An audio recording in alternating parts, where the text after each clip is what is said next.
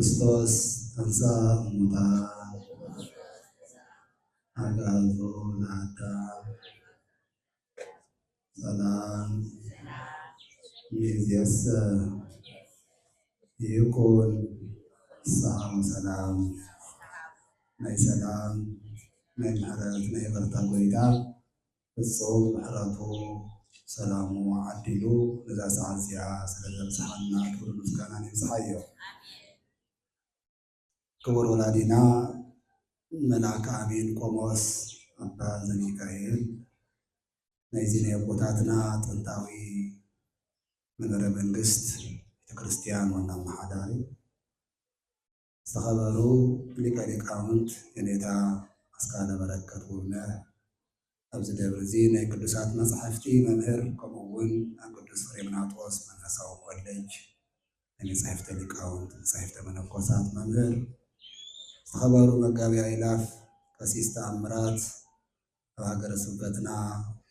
ክፍሊ ቤት ትምህርቲ ሰንበት ምድርጃይ ሓላፊ ዝተኸበሩ ወላዲና መልአከ ብስራት ኣባ ኪዳነ ማርያም ናይዚ ደብሪ እዚ ሽከተ ወንጌል ኣገልጋሊ ሓፈሻ ዓመድ ንምፅዋዕ እምበር ኩሉ ፀዊዕኻ ስለ ዘይወዳእ ደቂ እግዚኣብሔር ዝኾንኩም ኣቦታትና ሊቃውንተ ቤተ ክርስቲያን ምእመናን ምእመናት ኣብዛ ዓባይ መዝገበ ክርስትና ስምኩም ዝተፀርሐ ዝተፃሕፈ ኩልኩም ኣብዚ ስፍራ እዚ ተኣኪብኩም ዘለኹም ከመይ ሓቢራትኩም ከመይ ቀኒኹም እንኳ ንብርሃነ ትንሣኤኡ ብሰላም ኣብፅሓኩም እሞ ከምቲ ቅድም እተባህለ እቲ ቤተ ክርስቲያን ምምፃእና ዓብይ ነገር ኮይኑ ቤተ ክርስቲያን እትብሎ ነገር እውን ሰሚዕና ምኻድ ግድን ስለ ዝኾነ ማእዲ እግዚኣብሔር ተኻፊልና ክንከይድ ስለ ዝግባእ ናይ እግዚኣብሔር ማእድ ኣብ ክልተ ከፊልካ ይርአ። እቲ ሓደ ቃሉ ምምጋብ እዩ። እቲ ካልኣይ ድማ እንደገና ስጉኡን ደሙን ምምጋብ እዩ። ቅድሚ ናብ ስጉኡን ደሙን ምብፃሕና ግን ምንነት ስጉኡን ደሙን ክንፈልጥ ናይ ስጉኡን ደሙን ዕላማ ወይ ድማ ስጉኡን ደሙን ብምቕባልና ናበይና ክንበፅሕ ኢልና ንምርዳእ እውን ቀዲሙ ትምህርቲ ስለ ዝቅድም ቃሉ ኣብ ልቡናና ክንሕዝ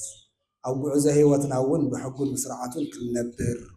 ተስፋ እንትንቆርፅ እውን ቃሉ ተስፋ ጌርና ክንነብር እንትፅልምተና እውን ቃሉ ከብረህልና ምእንታን ናይ ቃሉ ተኸታተልቲ ክንከውን ይግባአና እሞ ኣምላከ ቅዱሳን ኣቦታትና ቃሉ ናብ ልቡናና ሕዲሩ ምስጢሩ ገሊፁ እነስተውዕለሉ ልቡና ይዓድለና እሞ ኣብዛ ሰዓት እዚኣ ኣነ ንስኹምን ኣብ ቅድማዊ እዞም ሊቃውንት ኣቦታተይ ኮይንና ሓደ ቃል ኣልዒልና ክንመሃር ኢና። እቲ ቃል ኣብ ሉቃስ ወንጌል ምዕራፍ 24 ቁፅሪ 34 ዝርከብ እንትኸውን ኣማን ተንሥአ እግዚእነ ዝብል ቃል እዩ።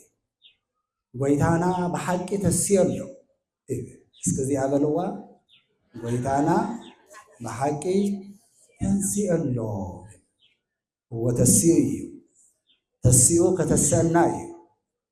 እሱ በኩሪ ትንሣኤ ዝኾነና ንዓና ንዘመናት መቃብር እናተቐለበና ዝነብር ዘሎ ኣብተን ናይ መጨረሻ ጊዜያት ሓንቲ ዕለት ድማ መቃብር ተሸኒፉ ንሕና ካብ ሙታን ተሲእና ነቲ መቃብር ስዒርናዮ ነቲ ሞት ኣሸኒፍናዮ እንትስአላ ዕለት ኣላ እያ። እዚ እዩ ተስፋና፣ እዚ እዩ መንገዲ ህይወትና፣ እዚ እዩ ሃይማኖት ሒዝና ብሃይማኖት ፀኒዕና ብምግባር ሃይማኖት ተኸቲልና ክንነብር ዘገድደና ምክንያት እዚ ስለ ዝፅበየና እዩ እሞ ኣማን ተንሥአ እግዚእነ ጎይታና ብሓቂ ተስዩ እዩ ተስዩ ኣሎ። እዚ ቃል ኣብቲ ኣብ ሓደ ገዛ ተኣኪቦም ዝነበሩ ደቂ ክርስቶስ እቶም ሐዋርያት ብሕብረት ኮይኖም ዝናገርዎ ዝነበሩ ቃል እዩ። እናተነጋገርዎ ዝጸንሕዎ እዩ። ሉቃስ ወንጌላዊ ብስፍሓት ከም ዝነግረና አፍትናይ ጎይታና ኢየሱስ ክርስቶስ ትንሣኤ ብዙሓት ነገራት ተፈጺሞም እዮም። ብዙሓት ምስጢራት ተራእዮም እዮም። ጎይታና ኢየሱስ ክርስቶስ ድማ ንዝተፈላለዩ ደቀ መዛሙርቱ በብቦትኡ በበገላልጹ ድማ ተራእይዎም እዩ እናበለ ይነግረና እሞ ብፍላይ ድማ አፍታ ዕለተ ሰንበት ንሳ ክልተ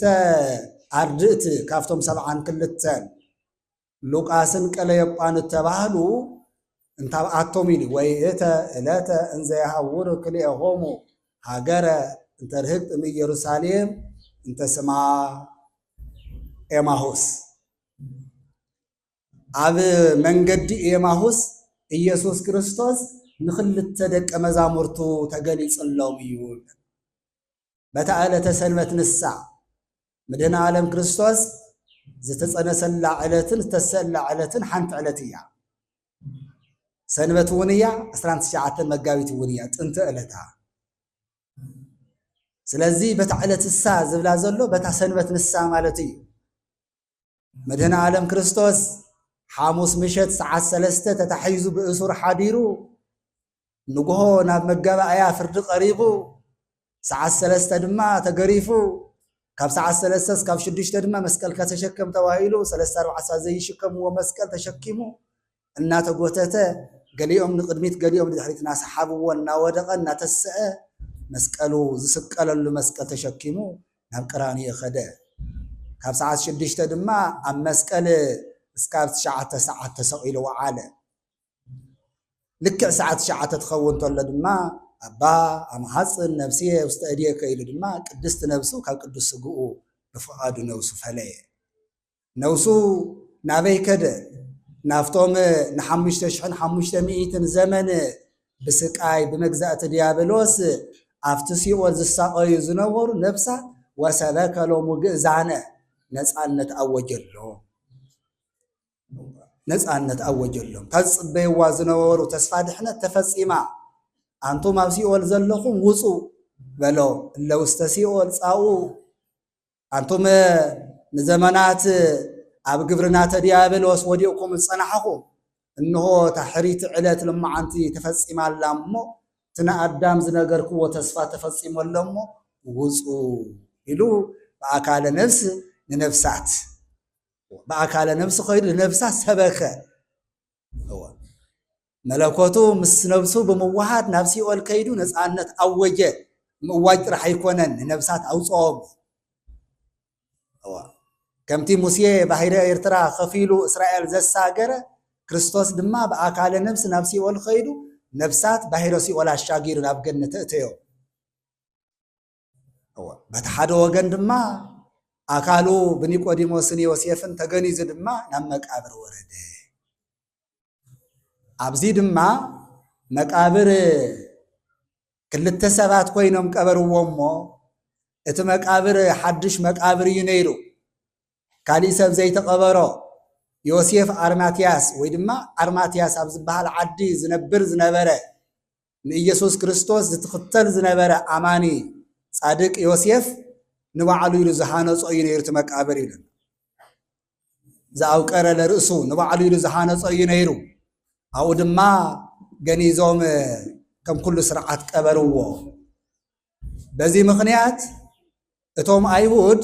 ጎይታና ኢየሱስ ክርስቶስ ብተደጋጋሚ ብሂወተ ሥጋ እናሃለወ ዝሰውኮን ዝነግሮን ዝንበዮን ዝነበረ ንግግር ፈሪሖም ድማ ንጲላጦስ ሓደ ነገር ሓተትዎ ይብል ተዘከርነ ዘይቤ መሳሓቲ ዝኩ መሳሓቲ ኣመሕያው ውእቱ። ጲላጦስ ሓላፊና ንጉስና መራሒና እዚ ሰብኣይ እዚ ዝሕዚ ሞይቱ ዘሎ ብሂወተ ሥጋ እናሃለወ ሓንቲ ንግግር ይነጋገር ነይሩ። እንሆ ወዲ ሰብ ኣብ መበል ሳልሳይ መዓልቲ ክትስእ ይብል ነይሩ እሞ ምናልባት ከይትስእስ ነቲ መቃብር ሓለው ትግበረሉ ኢሎም እሶም ዝበልዎ ግን ይገርም ነይሩ። እቶም ደቀ መዛሙርቱ መፂኦም ኣስከሬኑ ከይሰርቅዎ ምእንታንስ ኣዝዝ ይእቀቡ መቃብር ይኹ ወተሃደራት ኣዚዝካ ነቲ መቃብር ክሕሎ ግበር ኢሎም ክንደየናይ ጭንቂ ከም ዘሕደረሎም ትቃሉ እትخوف ስራሕ ዳ መፈጸሙ ኮይኖም እምበር ከም ዝተስማዕ ቃል ይጨንቆም ኣሎ ነገር ግን መቃብር እሶም ቀቲሎምስ ከነ መቃብር ሓልዮም ከተቀመጡ ተባሂሎም ብخوف ታሪክ ይለዓሉ እምበር ክርስቶስ ማንም ወታደር ዝሕልው አይኮነን ናይ ክርስቶስ ትንሳኤ ማንም ኃይል ዝምልስ አይኮነን እንደገና ከዓ ዝስረቅ ዘይኮነስ ባዕሉ ንሞት አሸኒፉ ዝትስቅ ጎይታ እዩ ደቀ መዛሙርቱ ነው ዓለም ፈሪሖም ዘለው መጽዮም ካብ መቃብር አስከሬን ክሰርቅዎ ዘይኮነስ ነቲ ሞት ስዒሩ ነቲ መቃብር አሸኒፉ ብዕጹም መቃብር ዝትስቅ እዩ ጎይታ እሶም ግን ኩሉ ግዜ ተቃራኒ ስርዓት በመስተምሃር ይጓዓዙ ስለዝነበሩ ነቲ መቃብር ክሕሎ ገበሩ ክልተ ሰለስተ ጋንታ ዝኾና መቃብር ኸይበን ይሕልዋ ነገር ግን አቡ በዓለም ስበሰሙን አይተአማመኑን ዋኢ ነታ መቃብር ብናይ ክልተይና አምዛ ሓደ ግዜ ሓደ ዝኾነ ካዝና እንወለዋ ድሓን ኣብ ቤተ ክርስቲያን ውን ሓደ ግዜ ይግበር እዩ ኣብ ናይ መንግስቲ ኣብ ዝኾነ ይኾን ይግበር እዩ ናይ ክልተ ሰለስተ ፊርማ ዘለዎ ጓጉንቸር ወይ ግዛ ይቕመጥ ወይ ድማ እሽግ ዝተዓሸገ ነገር ናይ ክልተ ሰለስተ ፊርማ ይቕመጦ ወይ ድማ ናይ ክልተ ሰለስተ ቁልፊ ይቕመጦ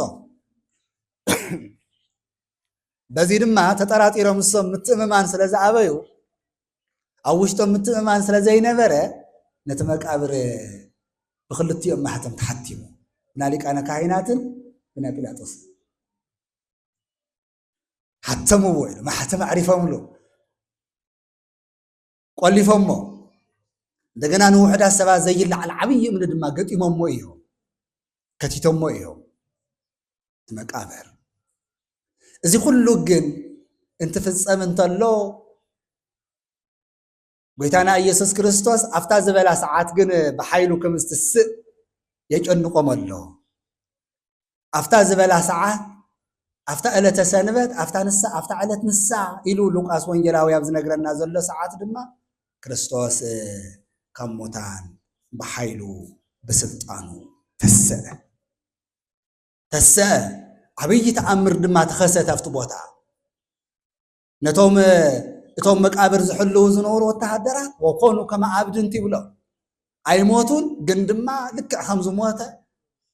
ኩሎም ዝኾነ ነገር ዓዚም ከም ዝሓዞም ግልድው ኢሎም ደቂሶም ወደው ይርኢ ኣለዉ ግን እቲ ብርሃን ካብ ሰማይ ዝገጠመን ኣብቲ መቃብር ተተኺሉ ዓብይ ብርሃን ተተኺሉ ግን ይርኢ እዚ ዘደንገጾም ዓብይ ናይቲ መሬት ምንቅጥቃጥ እውን ኮይኑ ነይሩ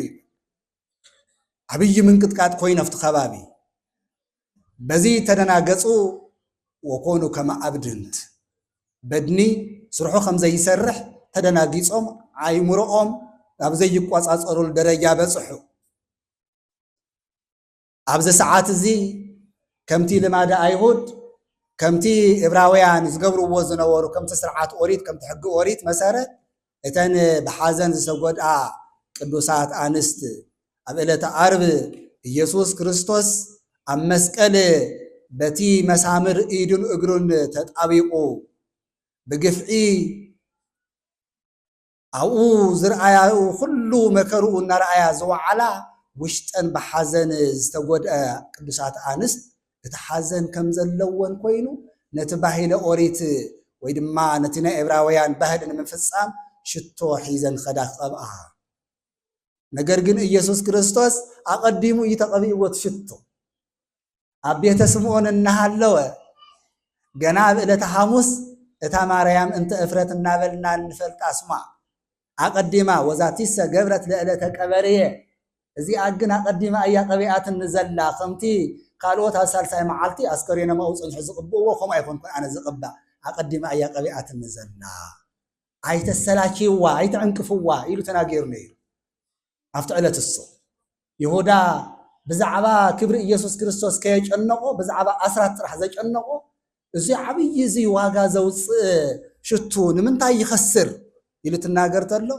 ኣንታ ነዳያን ድሕትርሕርሖ ኮይንኩም ነዳያን ኩሉ ግዜ ምሳኹም እዮም ብዙሓት ሰባት ኣብ ፅቡቕ ነገር ዝዕንቅፉ ኣለዉ እዚ ኮነ ከምዚ ክኾን ነይሩ ይብልዎ እቲ ናይ እግዚኣብሔር ዕላማ ሓዲጎም ይሁዳ እውን እቲ ናይ ኢየሱስ ክርስቶስ ዕላማ ከይተረድአ እዚ እኮ ንምንታይ ንሰለስተ ሚእቲ ተሸይጡ ኮን ነዳያን ክኸውን ነይሩ እዩ ولا نديان السزل فتركبوهم نشجرنياتات حلايات مسوتن دحر خوينكم كل جزء يخترخوا ويخو ترخوهم يخو نعايقنا مبل سالساي معالتي تنانست شتو حيزن مسئين قبعاني يخلان ازي اقدم ايات قبأن نزلا وقدم ايات قبأن نزلا مو يتسرهوا يتعنقفوا لبايت قدوا زمصوت ነገር بصبغ مقبال يقبل الخي يلكا مقبال يزكبا سو هوتو تامصتل ينقفل قبل الكا كمت لبخا قنيخا حسيوكا يزمصخا قبول يغبرلكا يخطولو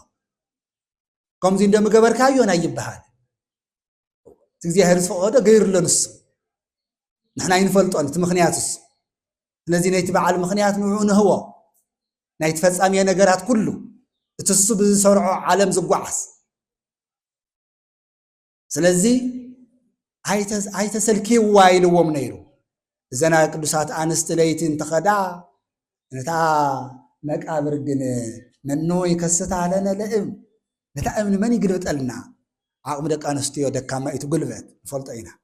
من خقلبت لنا أي زأم لنا بلنا تجنا أنت خدا حدا ملأك سعدا خدا نستخدنا وتطوي الأيوه وأن قرقرا ليئتي ابن ونمر دي بيها نتأمن قلبت أبيلس عبد على قفنا هو حرب هيدا أتري على الآخر نسخن تتسائلوا زموتا يسوس كم تقلش عفلت الله لمن كم تقلش هذا الآخر أنت نسا عمر كما ذا تساكل إيسوس حسسا أتي تساقيل زموتا إيسوس اللي شاخم زلغ فلت تنسا إيهالو زي السا متلعيلي تسيو وبايتو نعريا مكابرو حبتك أبرا إنه تتقوير زلنا مكابر نعنى رأيا بلين نعنى تملكتو كيدن قرب إلى أن ترأيا تمجنز كما جانا نزول له نقرقن أسكريان يلنا زيد نقاص خونا نعاتن ناي تنسى مرغاغصون خونا لنا يخالن قنقن نمنتاي مقابر بادو مصنحو ناي تنسى مرغاغص خونا لنا يقال حدا ነገር ግን ምልክት ይሪ አለዋ መግነዝ ከይተፈትሐ ከመይ አስከሬን ይخيل ይለን ግን ተጨነቀ መግነዝ ብግኑ ዘሎ ብእስሮሎ ልክ ከምቲ እግሪ ርእሲ ዘመላኽት አገናንዛ استقبق مطول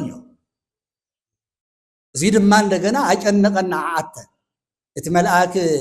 كيد كن ندك مزامرتو أما هي وجناب جليلا زتناقروا نجقر كيد كن نجرؤهم يسوع تسيء بلو مدهنا عالم كريستوس نتمك عبر حيلو عشانيفو نتموت سعيرو حيل موت حيل مقابر عشانيفو تسيء زلمو توم دك مزامرتو عبدنا الجالس زلو عب حزن زلو خير كن نجرأهم ولا نقدمه نجرنا عاد أقدمه نجرنا حدا مستير اللوه اللي ود تبعته لك أنا استيائيا حزنا بوشته بحزن تقدعتيا أقدمه دم خرجا عن سلسلة ليك زيامير تي مستيرة تنسايو نعنست نجرة وكبسرا من أنت أفتسكلته وأنت إلى سلسلة أيو كل ما كرا سلسلة أيو تحزن بدستك حسن سلازدله هو اتوماتس بتنسع تسعير زبل كحساب خونه عبي دستك خونه لنمو من انتان كرغاغا عدما نغره كيدا كيدكن نغرو كيدن كع نغرو ابز غعزوزي ابز ملእኽት زي انحالو كلت كافتم دقه مزامرت كافتم 72 عردت نعدوم كاب يروساليم سسا معراف زرحقت عدي غعزو جميرم نعدوم بقال فاسيكا ونا خويرم يميرم كلاتو او انت خود انت لوغن بزعباتي زخونه ነገር ይነጋገሩ بزعباسو زيتنا ويتناغروا ببيناتهم نمرمرو ويبلنا كما يو ناب انتاي خويني مسلكا يبحال خلتيهم ጨነقوهم ቆይ እተናንስትስ አፍት መቃብርስ የለም ይለን መጽየን ዳራይ ጴጥሮስን ዮሐንስን ወን ከይዶም ከምት ዘወለኦም ኮይኑ ረኺቦም እዚ ነገር እዚ ታይ ኾን ይኸው እናበሉ ብዛዕባ ትንሳኤ ጨነقዎ ኢየሱስ ክርስቶስ ናበይ ይኸይዱ እናበሉ ብዛዕባ ስናውግዑ እንትኸዱ እንተለው ወቀርቀርቦሙ እግዚ ኢየሱስ ወይቤሎ እግዚእነ ኢየሱስ ክርስቶስ ወይቤሎሙ ምንትኑ ዝንቱ ነገር ዘትናገሩ በበይናቲክሙ እንዘ ተሃውሩ ትኩዛኒክሙ ሓዚንኩም ራዕዚንኩም ገጽኩም ጸልሚቱ ብትካዘ ተዋሒጥኩም እናተነጋገርኩም እትኸድዎ ዘለኹም ንግግር እዚ እንታይ እዩ ኢሉ መን ይዝጥየቖም ዘሎ ኢየሱስ ክርስቶስ ብዛዕባ ናቱን ሓሰብና እናውግዕናትን ከይድ እሱ ምሳና ይጓዓዝ ብዛዕባ ናቱን ትነውግዕ እንተለና እሶም ማእኸልና ኣሎ ብዛዕባ ቃሉ ክንነጋገር ወይ ድማ ብስሙ ኣብ እንእከወሉ ሰዓት እሱ ምሳና ኣሎ ኣብ ጉባኤ ኒቅያ ብዛዕባ አርዮስ መናፍቅ ብዛዕባ ህልውና ስላሴ ተቃራኒ ኮይኑ ዝተስአ አርዮስ እቶም ብመንፈስ ቅዱስ ተመሪሖም ጉባኤ ዘካይዱ ዝነበሩ ሊቃውንት 318 ኣብቲ ጉባኤ መበል 19 ኮይኑ ይረአ ነይሩ ቆስጠንጢኖስ ማእዲ ዘቕርበሎም ትንጉስ እዩ ነይሩ ኣብቲ ኣኼባ እንትሪኦም ተሎ 319 ኤጲስቆጶሳት ወይ ከዓ ሊቃውንት ይርኢ ኣብቲ ማእዲ ግን ይስእኖ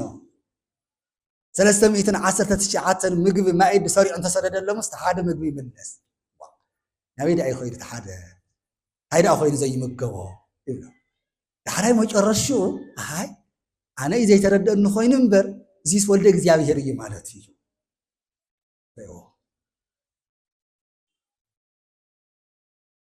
እዚ እውን እቲ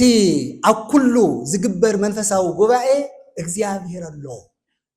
ኣብዚ ጉዕዞ ኤማሁስ እዚ እውን እዞም ክልተ ነገረ ክርስቶስ እናተነጋገሩ ብዛዕባ ሞቱ ብዛዕባ ኣብ መቃብር የለን ዝብል ምስጢር እንትነጋገሩ እንተለው ክርስቶስ ተራኸቦም ኣብ ጉዕዞኦም ምስኦም መፀ እሞ እንታይ ደኣ ኮይንኩም እንታይ ደኣ እዩ ዘሕዝነኩም ዘሎ ድሓር ንሶም ድማ እንደገና እንታይ ይበልዎ ንስኻ ደጋሻ ኢኻ ንኢየሩሳሌም ኣብዚ 3 መዓልቲ ውሽጢ ዝኾነ ነገር ደይሰማዕኻ ኢሎም ኣይፈለጥካን ዶ ኢሎም መሪኦም ኣይፈለጥካ እንዲኻ ንስኻ አንተኑ ነግድ ለኢየሩሳሌም ንስኻ ጋሻ ግዲ ኢኻ ዓለም ዘግረመኮ እዩ ፀሓይ ጸልሚታትሉ ዝወዓለት ኮ እዩ ትእለተ ዓርብ ኣብ ርሑቕ ዓዲ ዝነበሩ ንዴናስዮስ እውን ቆሪኦሞ እዮም እንታይ እዩ ዝዕለት እዚ ኢሎም ድሓር ምስ ጳውሎስ ተራኺቦም እንታይ እዩ ዝነበረ ከመይ እዩ ነይሩ ኢሎም ተራዳዲኦም ድሓር ሻዕ ዘብልዎ እቲ ዲዮናስዮስ ልባዕሉ ፀሓይ ጸልሚቱ እንትሪኦ እንተሎ ዝነገር እዚ እንታይ እዩ ኢሉ ልመክኑ ወረደ ኣብ እሊኣሁ ኢሉ ናይ ክርስቶስ ናይ እግዚአብሔር ስራሕ ምዃኑ ዕለተ ዓርብ ጸልሚትሉ ዝነበረ ዕለት ዲዮናስዮስ ዝተባሃለ ሰብኣይ እኳ ኣብ ርሑቕ ዓዲ ዝነብር ጽሒፍ ኣቕሚጥዎ ነርቲ ታሪክ ዳሕራይ ጳውሎስ ናብኡ ከይዱ ከስተምህር ተሎ ኣብቲ አርዮስፋጎስ ቤተ ፈልሰፍና ከይዶም ትራኸቡ ተሎ እታ ዕለተ ዓርብ ኣረዳዲኣቶም ንሳ እንታይ ነይሩ ምልክቱ ኢሉ ልመክኑ ወረደ ልመክኑ ሲ ከምዚ ወሪዱ ተወሊዱ ተሰቒሉ ብዙሓት ተኣምራት ገይሩ ተስኡ ኢሉ ትስብኽ ተሎ ጳውሎስ እቲ ኣብቱ ናይ ፍልስፍና መጽሓፉ ጽሒፍዎ ዝነበረ ታሪክ ምስ ጳውሎስ ዝምህሮ ዝነበረ ሓደ ኮይኑ ምስ ረኸበ ብቀጥታ ዲዮናስዮስ ነቲ ሓዲስ ትምህርቲ ተቐበሎ እሞ ከምዚ ዓይነት ተኣምር ዝተፈጸመሉ ዕለትስ ጋሻ ዲኻ ኢሎም ንዕኡ ሞተ ዮሴፍ ነገር ወለ ዮሴፍ ኮይኑ እውን ኢየሱስ ክርስቶስ ዮሴፍ ብሂወት እናሃለወስ ዮሴፍ ዝበሃል ሓውና ሞይትና ኢሎምስ ነጊሮም ሞይሮም ኣሕዋትን ዮሴፍ ንኢየሱስ ክርስቶስ ድማ ንስኻ ጋሻ ዲኻ ይብልዎ ኣለዉ መን ምዃን እስሚ ወተእህዛ ዓይንቲሆም ከመይ ኣይምርዎም ኣይምሮኦም ደንዚዝ ነይሩ ከስተውዕልዎ ኣይከኣሉ ሻዕቲ ማለ ምስኦም ዝነበረስ ኣብ መበል ሳልሳይ መዓልቲ ረሲዖሞ ምስተውዓል ኣብይዎም ናይ ዘመን ርሕቐት ኣይኮነን ኣይምሮኦም እዩ ምስተውዓል ኣብይዎም መልክዑ ከለለይዎ ኣይከኣሉን እምበር ንማርያም መግደላዊት እኮ ማርያም ኢሉ እንትፅዋዓ እንተሎ እኮ ኣብቲ ደኒ ዝነበሮ ቦታ ኣብቲ ኣትክልቲ ዝነበሮ ቦታ መናዕ ኢላ እንትረአየቶስ ኢየሱስ ክርስቶስ ምዃኑ ፈይጣቶ ኮይዝነ እዚኦም ግን እቲ መጻሕፍቲ ዝበልዎ ብዘይ ምስተውዓሎም ትንሳኤ ብልቦም ስለ ዘይተረድእዎ بأكلنا رأيوه وانكم زي يستوعبوا غيره زوح نجرنا تنجرناكم مستوعب زعفينا ولدي أني نسخهم زوحنا تجبر قدمي ناس قلنا إحنا سوينا تفطروا إلنا بالناس سوينا في غير تفطر خو نجزيه ربع وقحم مسايو نجزيه تأمر كوي مسيو موقح كون نجزيه تأمري زاز حيزي أس كل جزية ساعتها زيت الزانف تتفطروا ناس أو أكلنا زلوا عيني ما يجيروا كرز جبره أب حنت أكلنا دم طعمك تفلت ملحسنا زت عمك زيابير كميو إلنا أنت حاسيونا يوكو تأمر كوي تصحيفو زي وداء كوي صحفتون كم ينزل لنا زيابير زجورة تأمر تصحيفو أي وداني صحفت كلهم ملائكة سبعة صحفت خوينو مدرن سماين ورقة خوينو الصوات برع خوينو متزد صحافس أي وداء هيدا نحنا خنصورة بالنخل بمتون بمعرف بقصر تفولي تقميت لنا نحنا نشكم عقمنا زياهير زبنا مع عقمنا هنردون النخل مع عقمنا تماهيرنا خنمهرون النخل يهيبنا سلازي دما نسخا قاشاديقا انتو لو انتلو من مخانا يفلطون انتا يسخا يلو من دغنا او زلما انا زغبروا لك انا كهنات مخاننتينا يلو مرحتنا زغبروا ومرحتنا زغبروا زلو مزراب يدلي مرحتنا زغبروا يدمو لك انا كهنات لمس مخاننتينا يدمو زربي لهم اليوم مرحتنا زغبروا قد انتا ينسو نحنا تسفان نغورو لاسرائيل نصا خوصينا نصبيو صادق اب قدم እግዚአብሔር اب قدم سب بقدم እግዚአብሔር وبقدم سب يمزل ወዲያ በአንደበቱ ክፉ ዘይወጻው ከሃሊ በቃሉ ወበምግባሩ ዝናገረን ዝገውረን ሓደ በቃሉ ፈዋሲ صادق ርቱዕ መምህር ነይሩ ነገር ግን ሊቃነ ካህናትን መኳንንትና ገዛእትና መራሕትና ማለልቲ መኳንንትና ተአኪቦም ኣብ መስቀል ሰቂሎም ቀቲሎሞ እንሆ ሳልሳይ መዓልቲ እዩ ድሕሪ ድማ ኣንስቲ ኸይደን ናብቲ መቃብር ሲኢነንኦ ካባና እውን ዝኸደለው ከምቲ ዝበልኦም ኮይኑ ፀኒሕዎ በዚና ንጭነቕ ዘለና በዚና ንሓዝን ዘለና ብዛዕባ ዚና ንነጋገር ዘለና أنتم نسخاتو مس أيمرو زغودة لكم تمسلو إلهم إيس كريستوس دما نسو بهيوت النهالو استناقرو نجر أيتستوعلن دو أما صحيفة أوري زتصحفو خا وهذا يفكر لهم أمزا موسيا وأم نبيع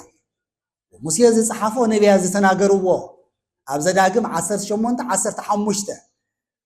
أبداويتو ون أو عم مزمور 10 حدا قطر حموشته يزيد نسا يبيك زيابير زبل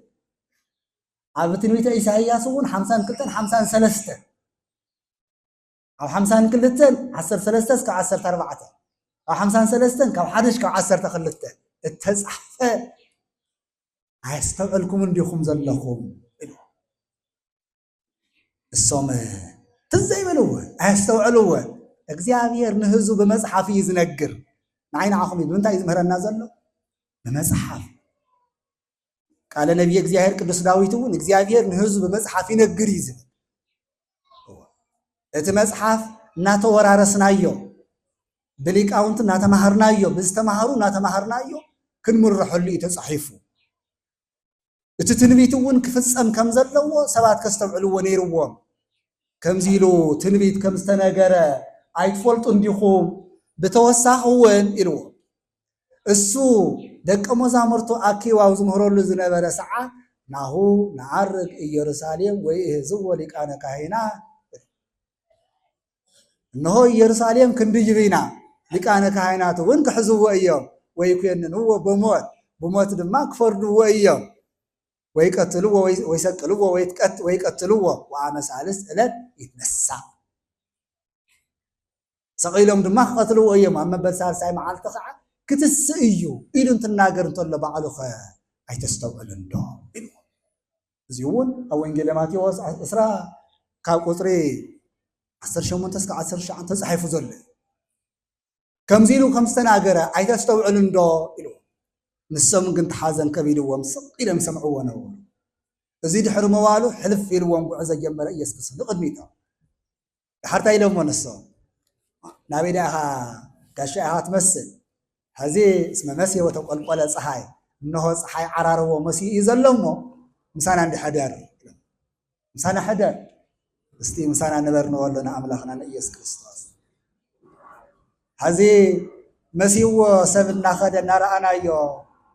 ጋሻ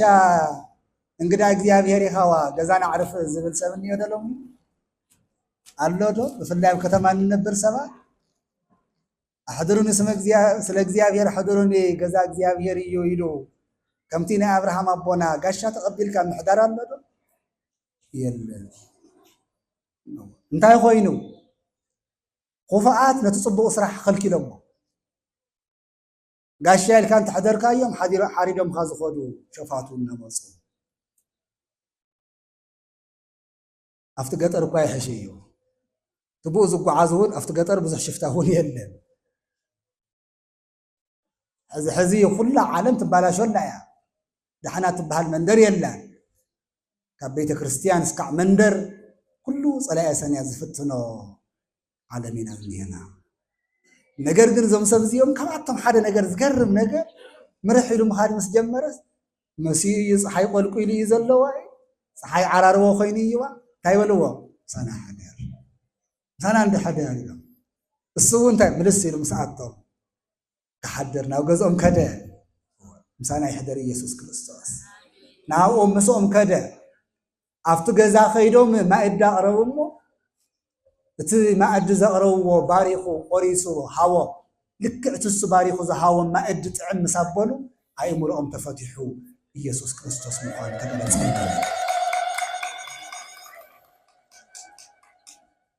ነዚ ብዘይ ቡራኬ ማእዲ ናይ ንብላዕ እንብል ነዚ እዩ ብትምህርተ መስቀል ተባሪኹ ንብላዕ እንብል ሓደ ግዜ የሸግረልና ስወልካ በቃ በብባዕልካ ስወልካ ሓዝ እንታቶም እንስሳ እኳ ስርዓት ዘለዎ ስወልካ ሓዝ ኢሉ በቃ ኮይኑ ናይ ሓዝ ኮይና ተሪፍና ማእዲ ኣብ ኮቴት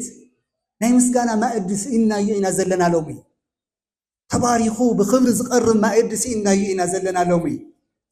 ንሳቶም ምሳና ሕደር ኢሎም ምሳና ኣምሺ ኢሎም ኣብ ገዞም ዕሪፎሞ እንደገና ድማ ብርኽ ኣቢሉ ምስ ሃቦምስ ተዓንዚዝዎም ዝነበረ ኣእምሮኦምስ ክፍትሉስ ኢየሱስ ክርስቶስ ምዃኑ ተረዲእዎ ኢለና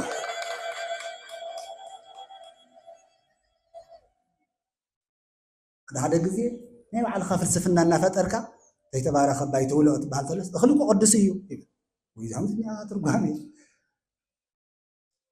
ሰውእቱ እውን እኮ ኣብ ገዛ ስርዓት ኣለኩም እዩ ዋላ ካህናት ኣይትኾኑ ነንስትኹም እኮ ባሪኽኩም ክትህቡ እዩ ዝግባእ ኣነ ደቐሺ እየ ባዕልክ ቆሪስ ክብዕ እናበልኩም ስድነት ኣይተምህሩ ኣብ ገዛ ምክንያቱ እስመ ብእሲ ርእሳ ለብእሲ ተባሂልኩም ኢኹም ክብሪ ኣለኩም ኣዶታት ሰሪዕን ናይ ምቕራብ ኣቦታት ድማ ባሪኽኩም ኣንታ ኣይኮነ እንደ ማእዲ ባሪኽካ መሃብ ንውላድካ እውን እኮ መጨረሻ ኣጋዕድ መትደፍእ ተለኻ እኳ ቅሪብካ ይምረቕ እዩ ኣብርሃም ንይስሐቅ ንያዕቆብ ድማ ን12 ደቁ ባረኸ ይብለና ስለዚ ድማ ናይ በረከት ሰባት ክንከውን በረከትና ኣይንርሕቕ ማእድና ተባሪኹ ይበላ ናይ ቡራኬ ማእዲ ክህልየና ተባሪኹ ዝተዋሃበና ማእድ ናይ ጥዕና ምግቢ ዝኸውን እግዚኦ ረስዮ ለዘንቱ ህብስት ፍትወተ ዝሙት ዘእያመጽእ ወነዋመ ዘእያበዝህ ወይታ ነዚ ማእዲ እዚ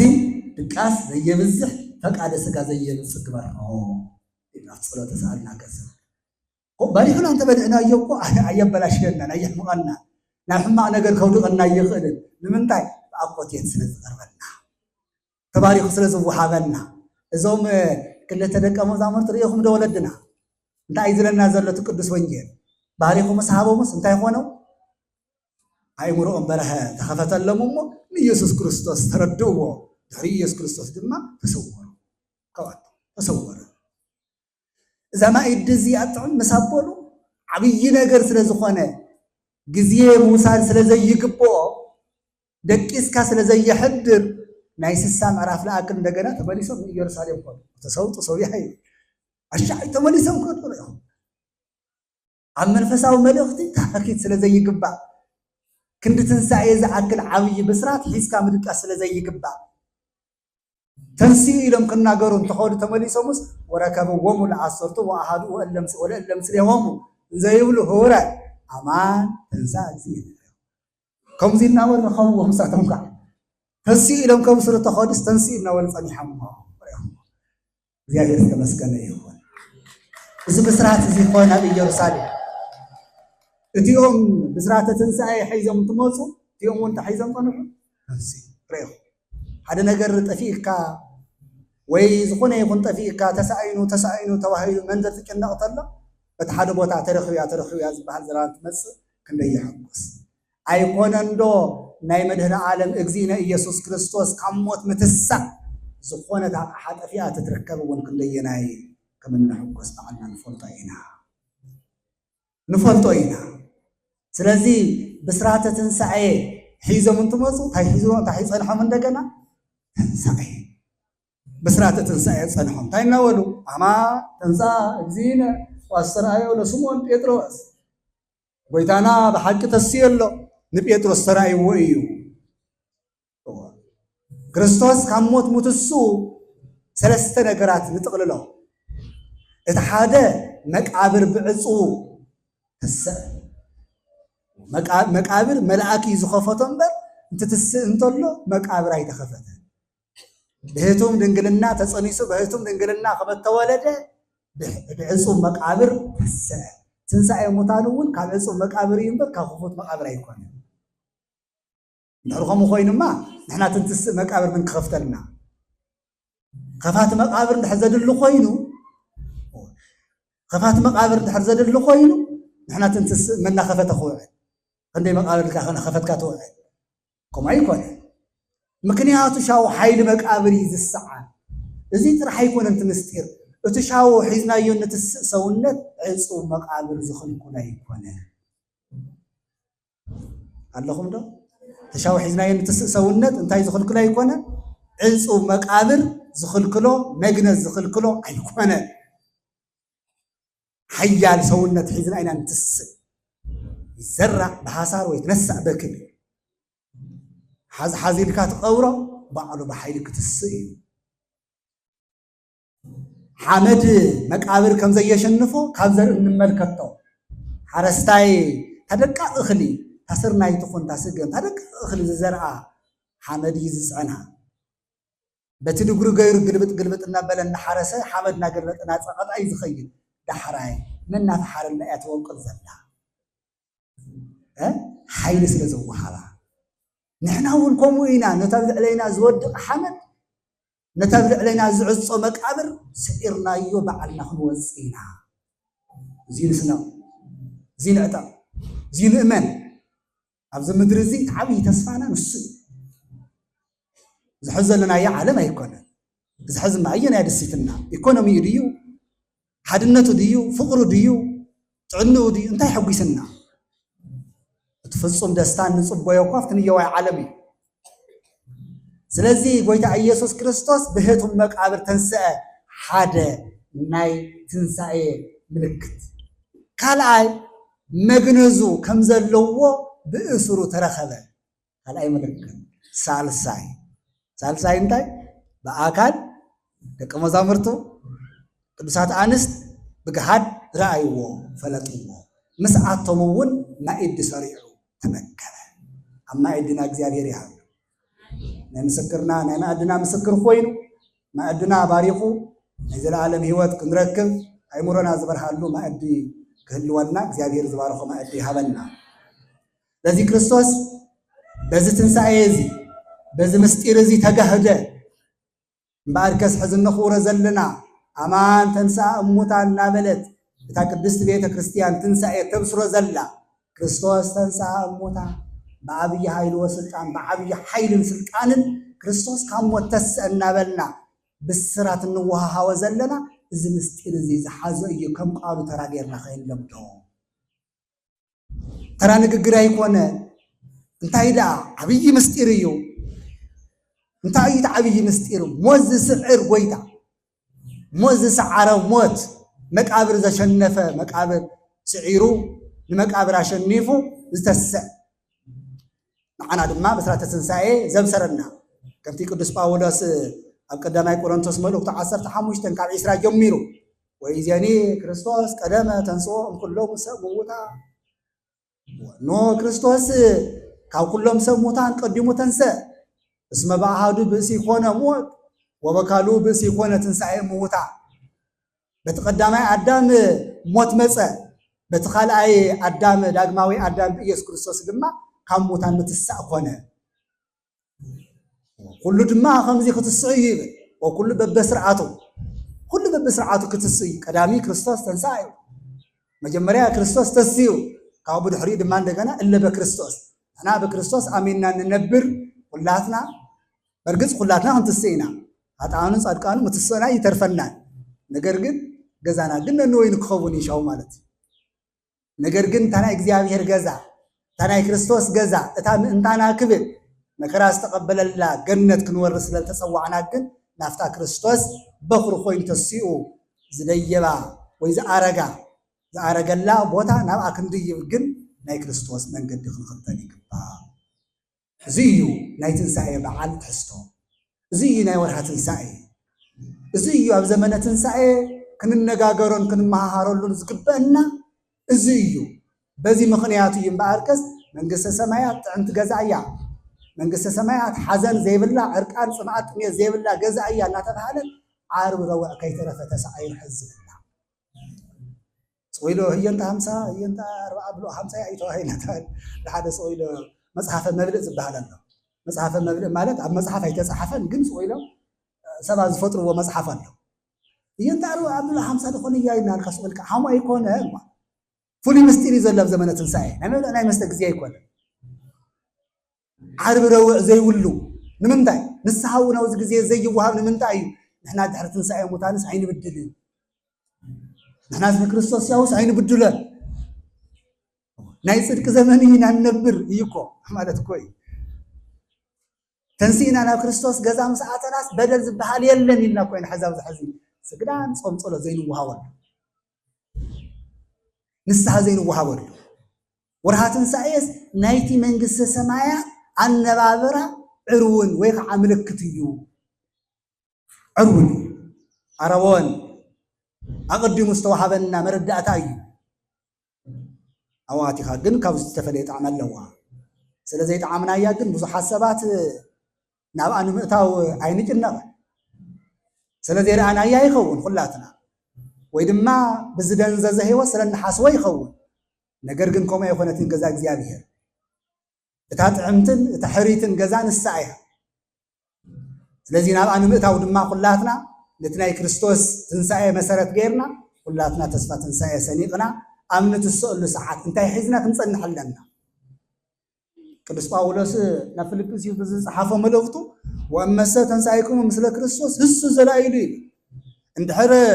ምስ ክርስቶስ ህሊናኩም ተስኡ ኮይኑ ምስ ክርስቶስ ከም ዝተንስኡ ንምትንሳእ ተስፋ እንድሕረልኩም ኮይኑ ሰማያዊ ነገር ሓስቡ ሰማያዊ ነገር ሓስብዎ ዘላኢሉ ሃልዩ ኣኮ ዘበምድር ትምድራዊ ዘይኮነስ ሰማያዊ ሓስቡ ሰማያዊ ገዛና ንህነፅ ወለድና እዚ ገዛ እዚ ኣብ ቅድሜና ብዙሓት ሰባት ብዙሕ ገዛ ዝሰርሑ ሰባት ሓዲጎሞም ትኸዱ ንርኢ ኣለና ካብቲ ሰፊሕ ገዝኦም ናፍታ ፀባብ ገዛ ከይዶም ይሰፍሩ ኣለዉ ካብታ ምውእቲ ገዛ ካብታ ብሓፁር ብዋርድያ ትሕሎ ገዛ ማንም ሓላው ናብ ዘይብላ ገዛ ይሰፍሩ ኣለዉ ካብቱ ዝተፈላለየ ክዳን ዝክደንዎ ዝነበሩ ዓለም ከይዶም ሓንቲ ክዳን ተኸዲኖም ናብ ዝነበሩላ ገዛ ይኸዱ ኣለዉ እዚኦም ካባና ዝተፈለየ ሂወት ነይርዎም ዶ ይመስለኩም እታ መዓልቲ ኣፈላላይ ስለ ዘለዋ እምበር ኩላትና ዕፃላትና ከማ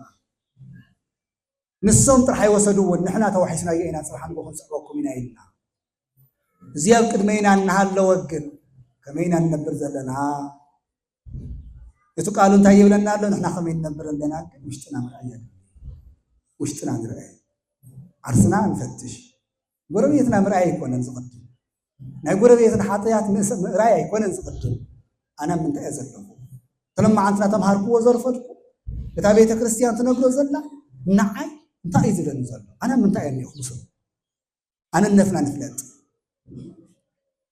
ኣብ ኣውደ ምሕረት ጥራሕ ዝንገር ቃሉ ኣብኡ ገዲፍናዮ እንድሕር ንኸይድ ኮይንና ከንቱ እዩ ስለዚ ኣብ ጉዕዞና ምሳና ከሎ ተስፋ ትንሣኤ ሰኒቕና ትንሣኤ ዘለ ህይወት ክንትስእ ምእንታን ኣብዛ ምድሪ እዚኣ ብሂወተ ስጋ እናሃለና ብፍቅሪ ንንበር ብሃይማኖት ንፅና እግዚአብሔር ደስ ዝብሎ እግዚአብሔር ደስ ዘብል ወዲ ሰብ እውን ዝሕጎሰሉ ስራሕና ስራሕና ንንበር በዚ ክንፀንዕ ይግባእ። ስለዚ ትንሣኤ እዚ እዩ ምስጢሩ ክርስቶስ ዝተስአሉ ምስጢር ከምዚ እዩ ብገሃድ ተረኣየ እቲ ሓይሊ መቃብር እውን ተሸነፈ እቲ ሞት ተሰዓረ። ስለዚ ክርስቶስ ዝሞቶ ሞት እንታይ እዩ? ሞት ዝሰዓረ ሞት እዩ። ብሞቱ ለሞት ደምሰሶ ብሞት ዝተሰዓረ ሞት እዩ ዘለና ሕዚ ንግዚኡ ሕዚ ንመኽየሉ ኣለና እምበር ፅባሕ ንግሆ ክንስዕሮ ኢና ክነሸንፎ ኢና ወይ ሰዓር ዳሃሪ ፀላኢ ዘውእቱ ሞት እቲ ዳሕራዋይ ፀላኢ እቲ ዳሕራይ ዝመፀ ፀላኢ ሞት ክሰዓር እዩ ክሽነፍ እዩ። ንሕና ስዒርናዮ ክትስእ ኢና ሕዚ ዳ ንበከለና እምበር ፅባሕ ንግሆ ተሲእና ብደስታ ብታሓጓስ ክንነብር ኢና። ነገር ግን ዳግማይ ሓዘን ከይገጥመና ግን ንጠንቀቕ። ኣብዚ ምድሪ እዚ ብሓዘን ሓሊፍና እንደገና ድማ ብነብሲ ሓዘንተኛታት ከይንኸውን ግን ጥንቃ ናይ ነብሲ ሓዘን እንታይ እዩ? ብነብሲ ምሟት ካብ እግዚኣብሔር ምፍላይ ሁር እምኔ ሁሪ እምኔ ሁሩ እምኔ ዝብል ፍርዲ ከይበፅሐና እሱ እትወቱ ዝኸፍእ ሓዘን እዚማ ካሕሳ ዘለዎ ሓዘን እዩ። እዚማ ደስታ ዝመፀሉ ሓዘን እዩ።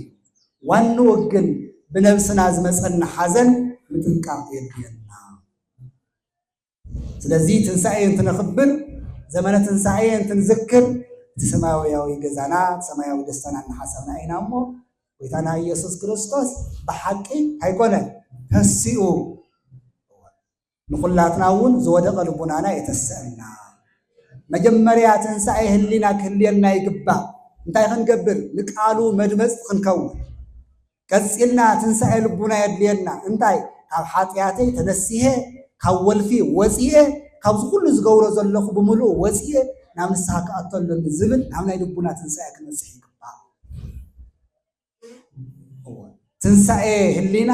ትንሣኤ ልቡና ካብኡ ትንሣኤ ዘጉባኤ ክንትስእ ንመውት ኢና። በርግፅ ኣነ ንስኹምን ከምዛ ንቕልደላ ዓለም ናነበርና ነብር ሰባት ኣይኮንና ክንፅዋዕ ኢና በብታራና ክንፅዋዕ ኢና። እንተኾነ ግን ንትስእላ ዕለት እታ ቅድስቲ ዕለት ንኹላትና ዘለዓለማዊ መንግስቲ ክንወርስ ፀኒዕኻ ምንባር የድልየና። ስለዚ እዚ ካብ ኮነ ምስጢረ ትንሣኤ ንሕና ኣብ ገዛና ኣብ ሂወትና ኣብ ማሕበራዊ ሂወትና እንታይ ክንገብር ኣለና? ናብ መጠቓለሊ ክንኣቱ እቲ ሓደ ነገር ከም ቤተ ክርስቲያን ክነተሓሳስቦ ዝግበአና ወርሃ ትንሣኤ ብልመፀ ወርሃ ጥሪ ብልመፀ ቁፅሪ ቤተ ክርስቲያን ትስከፈሉ ነገር መጠን ዘይብሉ ካብዚ ናብዚ ጫፉ ዘይበሃል ድግስ ምግባር። እንታይ እዩ ወልፊ ሒዝና? እንታይ እዩ ፅዒንና? ከምዚ ገይሩ ንዝፀገበ ጎረቤትና ንፅጉ ምሳሕ ድራር ንዘለዎ ሓውና እናፀዋዕና ስቑልና ርአዩ ኢለይ ዝዓይነቱ ከተማ ሻዕሊ ድንቁር ዳሳት ገይርና እሞ ነዳያን ዘይናሳትፈሉ ነዳያን በዋርድያ ንሕሉ ፅጉማን ንየንብሎም በዓል ረሳሕ ክዳን ህእትዎ የውልን። ነገር ግን በዓል ከበርትየ ንስኻ በዓል ፃዕዳ ጋቢ እቶ እናተባሃለ ፅጉ ዝዕንገለሉ ድግስ ንፅድቂ ድዩ? ንምንታይ? እንደገና ድማ ሕዚ ዝገነነ ነገር እናኾነ ይኸይድ ኣሎ። ሚልዮናት እናፍሰስካ ብሓደ መዓልቲ ሚልዮን ዝኸስረሉ ሚልዮናት እናፍሰስካ ድግስ ናይ ንሕንሕ ድግስ ካብተን ዝግበራ ኣለዋ ሕዚ ብስም ቤተ ክርስቲያን ዝግበራ ግብረ ሰላም ትበሃል እኒኣ። ሕዚ እቲ ግብረ ሰላም ናይ ትንሣኤ ብስራት ዘብስሩ ካህናት ናብ ገዛኻ መስቀል ዝሓዙ ካህናት ክተእቱ በረከት ንምርካብ እዩ እምበይ ስኡልካኡ ሸድጎድ እናበልካ እናንጨብጨብካ ድሓር ሞባይል እናቀረፅካ ሜስካ ካህናት ኣብ ገዛን ከምዚ እናገበሩ ውዒሎም ኢልካ ፖስት እናገበርካ ምውራድ ፅቡቅ ይኸውን። ቦታት ካህናት እውን ካብኡ ተትቁጠቡ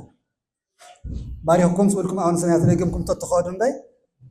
ብዛዕባ መስተኽን ብዛዕባ ድቋኽን ብዛዕባ ፅራይኽን ነበርካ እናወደስካ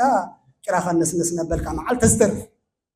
ማህሌተ ገንቦ ኢልዎቶም ሊቃውንቲ እውን ስርዎ ከምቲ ውዳሴ እዩ በረከት ሂብና ንውፃእ። አለበለዚያ መስተ ተደርዲሩ ምስ መጠምጠምያና ምስ ኸባና ወሸርጎድጎድ እናበልና ተቆሪፅ ንደገ መሳለቂ ቤተክርስቲያን ከይንኸውን ጥንቃቄ ይሓት ሓደ ነገር ንሪኦ ኣለና ኢና በቢግዚኡ ዝግበር ዘሎ በቢሰዓቱ ዝግበር ዘሎ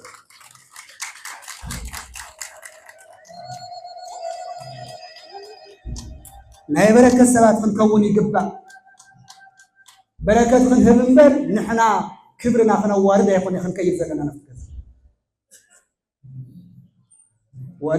ወለሰ ወዘሰ ተወፈክሙ ከመ እለ ክርስቶስ አንትሙ ንዓኻቱ ናይ ክርስቶስ ወገን ኢኹም ኢሉ ዝተቐበለኩም ንዓይ ተቐቢለ ኣሎ አለበለዚያ ዳንሰኛታት እናፀረፍና ዳንሰኛታት እናገሰጽና ኣብ ገዛ ዊስኪ ሒዝካ ሽዕንበለል እናበልካ ቢራ ደርዲርካ ሽዕንከለል እናበልካ መዓል ክብሪ ቤተ ክርስቲያን ምውራድ ትጽውዕዎ ትድግስዎ በካሜራ ተቀርጽዎ መሳለቂ ምእመናን መሳለቂ ክርስትና ትክክለይ ሓደ ከም በዓልና ካብ ውሽጥና ምእራም ስለ ዝግበአና ቀፂሉ መርዓ ተስካር እናተባሃለ ገሊኡ ሽምግልና እናተባሃለ ይርመኩም ኣዶታትና ሰውልከን ዕድል ናልክን ተቐበላለኽን ሽምግልና እናተባሃለ ናምታይ ባእሲ ነይርና ሽምግልና ተተባሃለ ነስተኻኽሎ አንተ ሓና ዓቂብና ንመኽረኩም ስኻቱ በዓልቶም ዓበይኹምና ሞዲፋይ እናተገበረ ባህልና ስቁልኩም ትሪእዎ ሞ እንደገናስ መርዓው ላይ ብላ መርዓት ኮፍ ኢላ ወይ ታምጾ እዚያ ተሸንፍኩም ዲኹም ወለድና ተሳዒርኩም ዲኹም ወይስ ተቀሚሩ ሳይንስ ጥበብ የምጽዎ ተባሂልኩም ይሁን ተነገርኩም ኮይኑ ወይስ መምርሒ ይወሪድዎ ዋ እንታይ ዲኹም ክትኾኑ ወለዲ ስርዓት ክትሕልው እኮ ኢኹም ኣበው ተባሂልኩም ዘለኹም ነቦኻ ጠይቆ ዝተባሃለ ሕዝቢ ወድኻ ጠይቆ ዲ ኮይኑ ድጀይ ዝመርሕዎ ስርዓተ ተክሊል ኮይና ምፍፃም በፂሕና እኒአና ሓሊፉ እዚ ሓደ ግዜ ትሪእዎም ዲኹም ተማዕረኽቲ ይመፁም ንሕና ንፈልጥ ተመርዓት ተሳሊማ ተመርዓዊ ተሳሊሙ ቦትኦም ይሕዙ ኢና ንፈልጥ ሕዚ ኸ ተመርዓዊ መርዓውን መርዓትን ብሓንሳብ ተሳለሙ እሺ ሓንቲ መርዓ ሓንቲ ዓርክን ሓደ ብሓንሳብ ክልተ ይኹም ሰብኣይ ሰበይቲ ይኹን እዚኣቶም ማዕረኽቲ ዓጀብቲ መርዓውት እዩ ሃይ ብሓንሳብ ዛቕርፁ ኣለዎ ካበይ ዘምፅዎ ስርዓት እዩ እዚ ድጀይ ዝመርሕዎ ስርዓተ ተክሊል ክንፍፅም ንግደድ ቤተ ክርስቲያን ናይ ባዕላ ስርዓት ኣለዋ በዞም ሊቃውንቲ እዮም ትመራ ነገር ግን ሱቕ ምባልና ግን ብዙሕ ነገር የበላሹ ኣሎ ስለዚ መጠነ ሰፊሕ ዝኾነ በረከት ኣለዎ ደየብሉን ኢልካ ትጭንቐሉ ልክዕ ከምና ኣሂዛ ዓለም ዘደንቁር ድግስ ምግባር ጠጠው ብልዎ እንተኽኢልኩም እንታይ ቆሪሰ እንታይ ክመስሕ ኢሉ ዝጭነቕ ወገን ኣለና ኣብ ኣኸይድኩም ታድግስ ኣብ ኣገበርዎ ፈቃድኛ ትኮኑ ናይ ተፀዊዕኹም ንምስሕ ኣለኒ ድራር ኣለኒ እንታይ ገብረ ኣለኒ ነቲ ሓደ ፀዊዕኹም እውን ንምስሕ ኣለዎ ድራር ኣለዎ እንታይ ትሕግዝዎ ኣለኹም እቶም ንብዓቶም እናፍሰሱ ወዳ እናበኸየ ትዕንግሎ ሲኢና ትበክ ዘላ ወገን ካሕ ርዳ ሓደ ሰባት እኮ ይገብርዎ ኣለዉ ገሊኦም ነቶም ኣካሎም ዝተጎድኡ መንቀሳቐሲ እዮም ሞተር ሳይክል ግዛዕ እናገዝኡ ገሊኦም ድማ እንደገና እንታይ እዮም ዝብል ዘሎ ወሰወ ትገብር ምሳሓ ኣብ ድራረ ፀውዕ ነዳያነ ለኣልዎም ዘይፈድዩክ እኮ እዩ ዝብል መፅሓፍ ዝኾነ ዝኽሪ ትትገብር ተለኻ ኣብ ልዕናዋ ክነብልዖ ፀዊዕናዋ ክንፅውዖ ንዘይብሉኻ ሰባት ፀዊዕኻ ደግሶ እዚ ድግስ እዚ እስኻ እትቕበሎ ወይ ድማ ዋጋኻ እትቕበለሉ ኣብ ሰማይ እዩ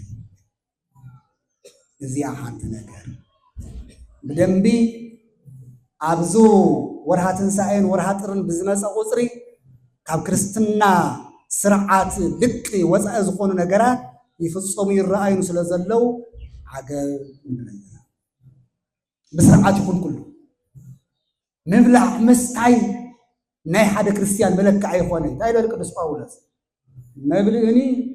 ለከርስ ወከርስኒ ለመብልእ ወህወረ ወእግዚአብሔር ይስእሎም ለክልኤሆም መብልዕ ንምንታይ ተፈጢሩ መብልዕ ንምንታይ ኣብ ምንታይ መብልዕ ኣብ ርእሲ ዝሰፍር ኣብ እግሪ ኣብ ምንታይ ኣብ ከብዲ ከብዲ ኸ ንምንታይ ተፈጢሩ ንመብልዕ ክልቲኦም ኸታ እዮም ሓለፍቲ እዮም ምክንያቱ ኣብ ሰማይ ናበልዓኻ እናሰተኻ ይንበር ወስጋክሙ ሰለ እግዚአብሔር ስጋኹም ግን እግዚአብሔር ተፈጢሩ ሰውነትኩም ቅድስና ዘለዎ ህይወት ክትነብሩ ግን ተፈቂድልኩም እዩ እዚ ሓላፋይ ነገር እዚ ነዛ መንግስተ ሰማያት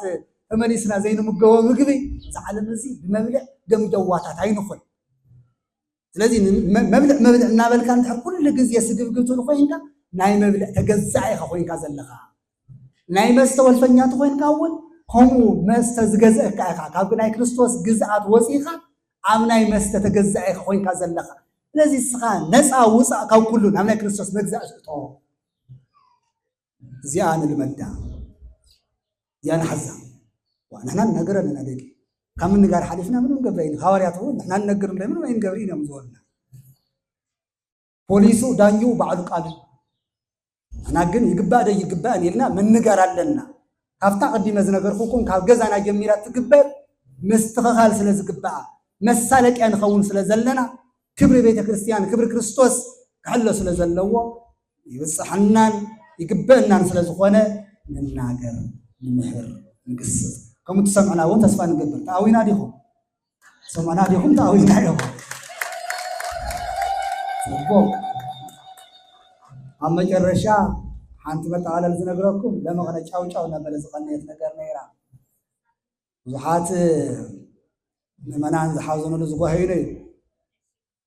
ኣነጋግሮም ዘየስተኻኸሉ ናይ ቤተ ክርስቲያን ምስጢራት ብዝግባእ ኣደላዲሎ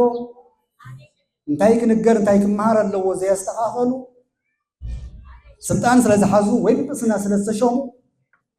ምእመናን ዘደናግር ኣስተምህሮ ኣብ ማንም ዓለም ይነገር ብማንም ቋንቋ ይነገር ክብሪ ድንግል ማርያም ብፅሒትናን ግዴታና ይምልከተና ማንም ይናገሮ ስለ ክብሪ ቅድስት ድንግል ማርያም ስለ ክብረ እግዚአብሔር ስለ ሕገ ቤተ ክርስቲያን ኩሉ ምእመናና ዘደናግር ኣብ ዓለም ዝንገር ኩሉ ክንምጉቶን ክንኩንኖን ግዴታ ይኸውን ናላት ብዙሓት ሰባት ክዳን እናረኣዩ ጳጳስ ኮይኖም ተዛሪቦም ሞ ይብሉ ይኾን እቶም ሃገረ ስብከቶም እኳ ይገርመኩም ኣነ መልዓሉ ምንም ኣያድልን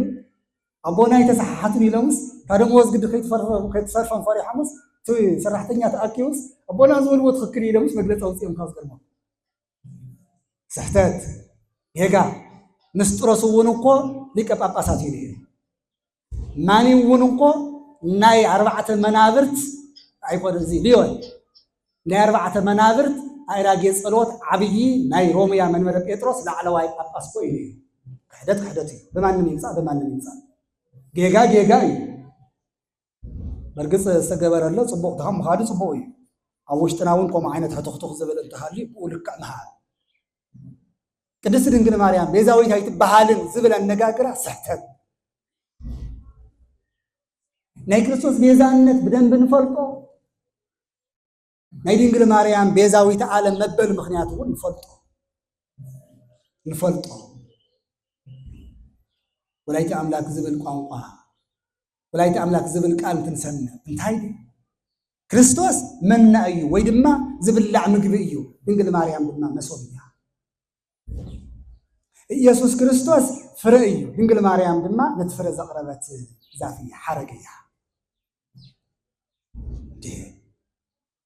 እንታይ ማለት እዩ ስለዚ እቲ ፍረ ካብ ምንታይ ኢኻ ትምገቦ ካብቲ እፅ ኣንቲ ውእቱ ዕፀ ህይወት ኮ ይዝራ ዘሎ ኣንቲ ናይ ህይወት እፅ ይኽንስኽ መልአኩ ቅዱስ ገብርኤል ኮ እዩ ቡርክት ኣንቲ እምኣንስ ወቡሩክ ፍሬ ከርሲ ካብ ምንዲማ ተወሊዱ ምናልባት ግን ዝተቐበረ ውሽጣዊ ዕላምኦም ብሓለፍቶም ኣቢሎም የውፅዎ ከም ዘለዉ ኢና ንርዳእ እሱ ብኸመይ መንገዲ ይኸይድ ውሽጥና እውን ከባቢና እውን ከመይ እናገበርና እናመጎትናዮ ክንነብር ከም ዘለና ናትና ጉዳይ ይኹን ፀገም ይኹን እንተ ንስኹም ግን ከይትደናገፁ ኣይትደንግፁ ኢሎም ንሕና ይድንግፅን ንሕና ንሓዝን እምበርና ካብ ፍቕሪ ኣውፂኡ ከምዚ ኢሎም ደፊሮም ክናገሩ ምኽኣሎም ንሕና ንሓዝን እምበር ኣይንድንግፅን ኣይዘድንግፅ ኣለና ኣብ ከውሑ እንተተመስሪትና ኣብ መሳጢሮም ዝነገሩና ነገር ማርያም ብዝግባእ ተማሂርና ዝዓበና ኮይና እኒ ቅዱስ ኤፍሬም እኒ ቅዱስ ዮሃንስ አፈወርቅ እኒ ቅዱስ ቄርሎስ ዝመሃሩና ኮይና ብዛዕባ ክብሪ ድንግል ማርያም እኮ ቅድስቲ ቤተ ክርስቲያን ንዓለም እትነግረሉ ትምህረሉ ሰፊሕ ምስጢር ዘለዋ እኮ እያ ከዚ ሓድሽ ሰባኪ ክመፀና ይኮንና ንፅበ ስለዚህ ግን